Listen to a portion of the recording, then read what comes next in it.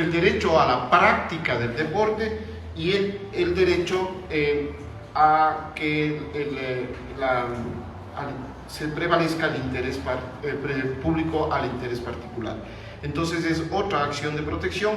Evidentemente hay un nexo entre las dos. Se trata del Parque Ciudad Blanca y esta causa ha sido sorteada y la va a conocer la señora doctora Sofía Mejía Berronese.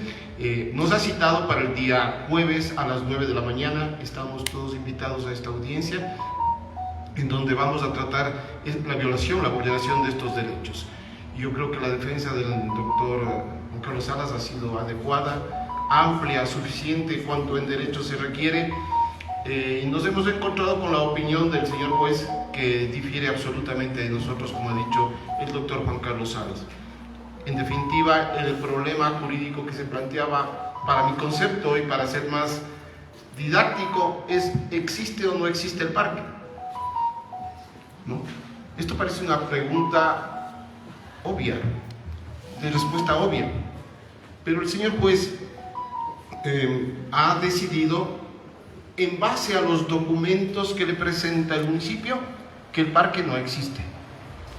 Porque para el Código Orgánico de Organización Territorial, Autonomía y Descentralización, para que se defina como parque, es importante determinar el uso que hace la población de ese espacio. Independientemente de que haya o no documentos de transferencia hacia el municipio, el parque, cuando es de uso, por lo tanto de uso general y directo, dice el Código Orgánico de Autonomía y Descentralización, se reputa de dominio público, de uso público, es decir, por el hecho del uso, por el hecho del acceso gratuito, por el hecho del acceso general, dice el código, por el hecho de que es un espacio público usado por los habitantes, por lo tanto se define como de dominio y uso público. Sin embargo, el señor juez ha decidido que no. ¿En base a qué documentos? Son unos documentos que personalmente para mí son cuestionables, documentos del municipio que no quiero calificarlos. Será también un juez probablemente de lo penal el que califique la autenticidad de estos documentos, pero que nos lleva a un hecho macondiano, es decir, ¿existe o no existe el parque? Pues es evidente que existe, que ahí se ha ejercitado el derecho a la recreación, el derecho al tiempo libre, el derecho al espacio público, el derecho a un hábitat seguro y sustentable, etc.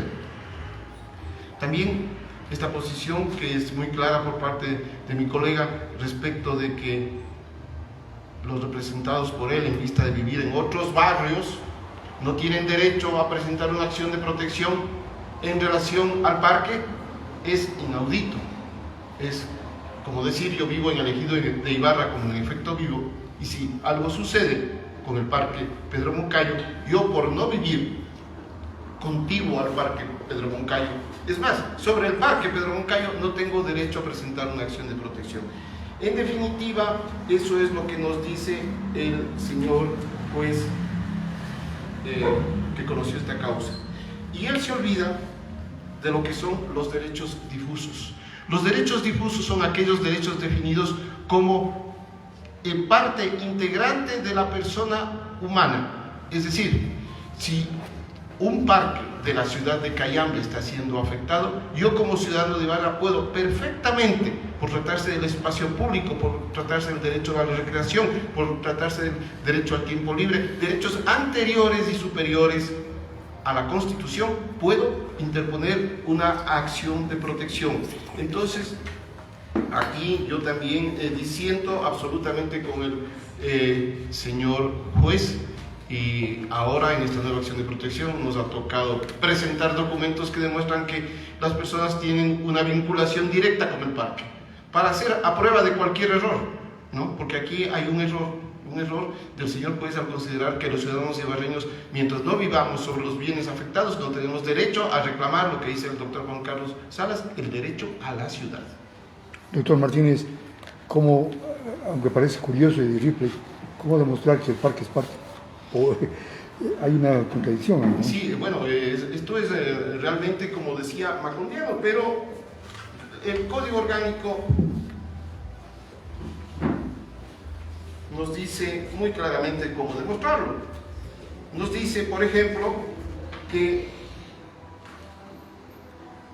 parques, canchas e instalaciones se reputan de dominio y uso público cuando están al servicio directo de la comunidad, ¿no? Artículos de ese doctor. Este es el artículo 423 del COTAD, ¿no? También nos dice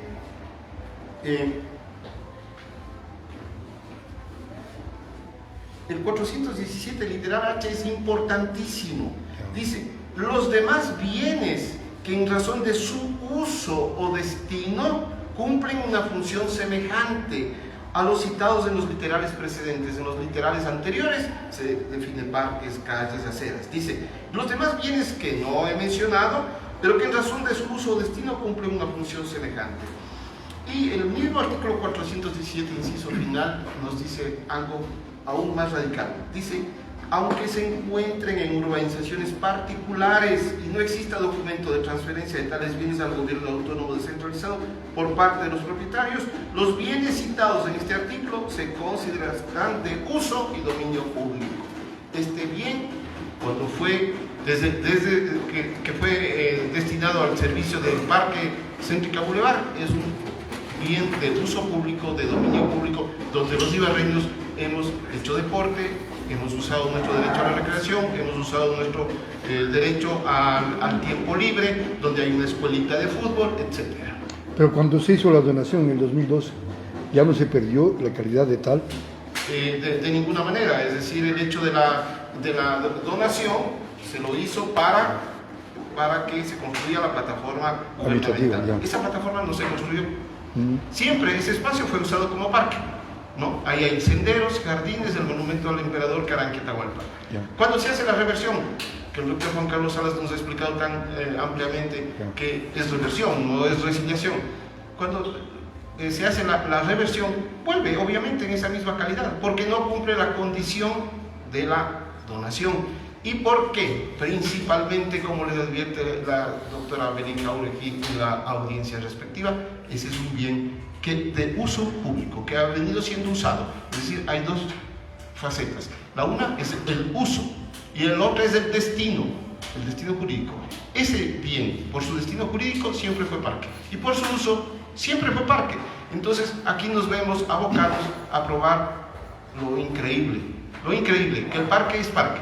El señor juez, igual yo lo respeto, ha decidido que en base a estos documentos, donde una parte dicen que es bien de uso público y concluyen que es bien de dominio privado, en base a esos documentos teñidos, no diría de falsedad, de sospecha de falsedad, en base a esos documentos el señor juez decide que este es un bien de dominio privado. ¿Y es un bien patrimonial por el tema del monumento al emperador Atahualpa? Sí, además este es un hecho que muy dolido, que ha despertado mucho resquemor en el pueblo quichua Caranqui y en todos los ciudadanos ibarreños e inmadureños que respetamos, admiramos la figura del emperador Caranqui Atahualpa, que nació en Caranqui, justo en estas épocas, en abril, el emperador conquista el Cusco, está en el Cusco, y justo en estas fechas estamos por derrocar su monumento, ¿no? Por llevarlo a otro lado. En todo caso, yo entiendo que el pueblo quichua Caranqui no permitirá ni que se lo derroque ni que se lo lleve a otro lado, sino que hará respetar ese espacio que la Constitución ampara, de que el Estado tiene la obligación de salvaguardar los bienes culturales, patrimoniales que tienen identidad histórica, como en este caso el monumento. Es un parque, tiene un monumento, tiene senderos, tiene jardines, tiene espacios verdes. Los deportistas han practicado, han hecho uso de su derecho al deporte por decenas de años ahí. Muy bien, gracias. ¿Sí? Gracias, señores y señoras, por habernos acompañado en esta